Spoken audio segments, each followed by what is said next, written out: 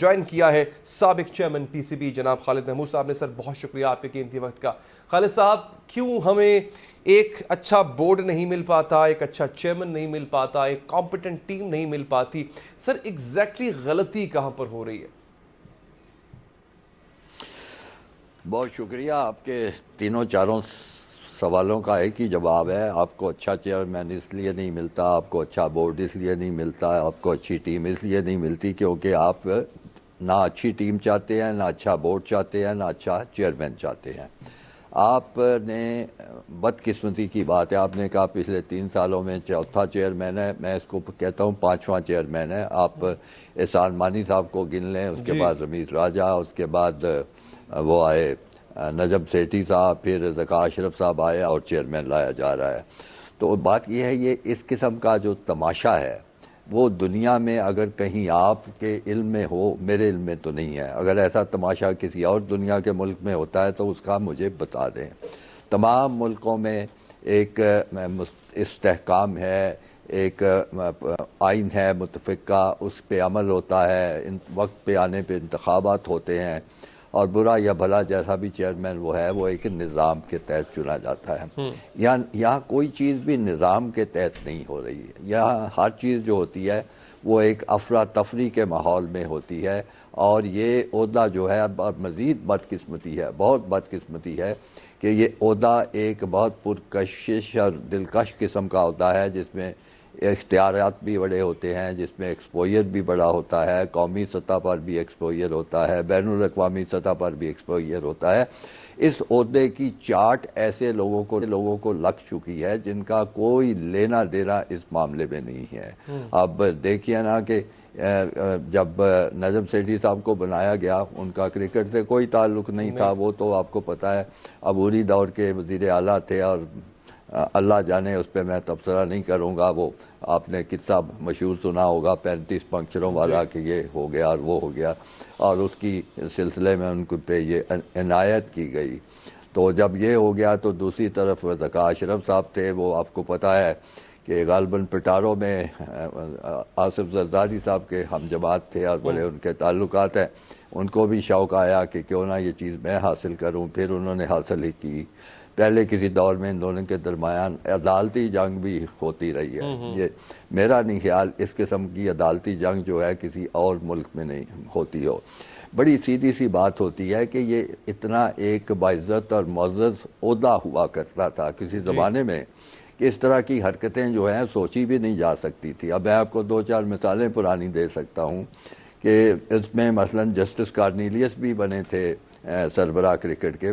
میرا نہیں خیال کہ انہوں نے جا کے کوئی لابی کی تھی یا لوگوں سے ملتے رہے تھے، ظاہر ہے ان کی دلچسپی تھی کرکٹ میں، اور اس وقت کی جو صدر پاکستان تھے ان کو یہ اختیار تھا، انہوں نے ان کو بنا دیا۔ اسی طرح ایئر مارشل نور خان جو تھے وہ بھی اس کے سربراہ بنے، اور ایئر مارشل نور خان کو میں داد دینا چاہوں گا کہ میرا علم میں ہے کہ وہ کوئی اس پہ کوئی خاص رضامند نہیں تھے۔ ان کو کئی عہدے دیے گئے، زبردستی ان پہ تھوپے گئے۔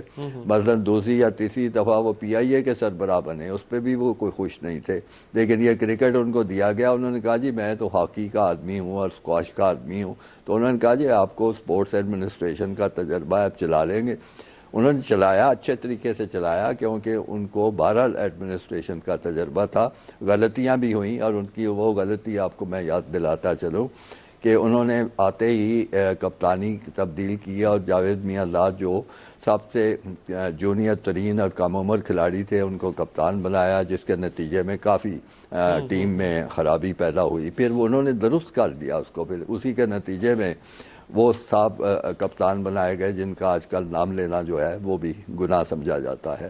تو آپ کہیں نہیں دیکھیں گے کہ یہ ان لوگوں نے کوئی بھاگ دوڑ کی۔ لیفٹیننٹ جنرل زاہد علی اکبر جو تھے، جن کے زمانے میں اتنی شاندار ٹیم اچھی بنی تھی کہ وہ ورلڈ کپ جیتی تھی 92 کا، انہوں نے تو کوئی کوشش نہیں کی تھی۔ وہ وابڈا کے چیئرمین تھے، تو اس وقت کی جو کمپیٹنٹ اتھارٹی تھی صدر پاکستان، انہوں نے کہا کہ آپ یہ سنبھال لیں، کرکٹ کا ان کو شوق تھا، تو انہوں نے اس کا کر دیا۔ غلام صفدر بٹ بھی اسی طرح بنے، کہ احمد بنے تھے۔ تو میں کئی نام گنوا سکتا ہوں، لیکن کہنے کا مقصد یہ ہے کہ یہ پچھلے چند سالوں سے بڑا ہی یعنی کیا لفظ استعمال کروں بڑا واہیات قسم کا سلسلہ شروع ہو چکا ہے کہ جب ہی یہ عہدہ خالی ہوتا ہے یا خالی ہونے کا امکان ہوتا ہے لوگ ایسے بھاگ دوڑ کرنا شروع کر دیتے ہیں جیسے آپ نے وہ منظر دیکھا ہوگا جیسے شادیوں میں کھانا کھلتا ہے اور جس طرح افراتفری اور بھیڑ مچتی ہے تو اس طرح کا ماحول ہو چکا ہے جو کہ بڑا ہی میں سمجھتا ہوں قابل مذمت بھی ہے اور شرمناک بھی ہے. میں اپنا زمانہ یاد کرتا ہوں تو میں تو کبھی اس قسم کی دوڑ دھوپ نہیں کی کچھ نہیں کی تھی. اس وقت کے وزیر اعظم جو تھے وہ جانتے تھے میری کرکٹ میں دلچسپی, وہ جانتے تھے میرا ریکارڈ بھی. انہوں نے مجھے بطور مینیجر بھی مختلف ملکوں میں کام کرتے دیکھا تھا, لاہور کرکٹ میں بھی میری ایک کنٹریبیوشن تھی, تو انہوں نے خود مجھے یہ پیشکش کی جو میں نے قبول کر لی. اور اس کے بعد آپ دیکھیں گے کہ میں نے کبھی بھی, حالانکہ میرا وہ ٹینیور تھا وہ بڑی جلدی ختم ہوا, 3 سال کا ٹینیور تھا, 1.5 سال میں فارغ ہوا.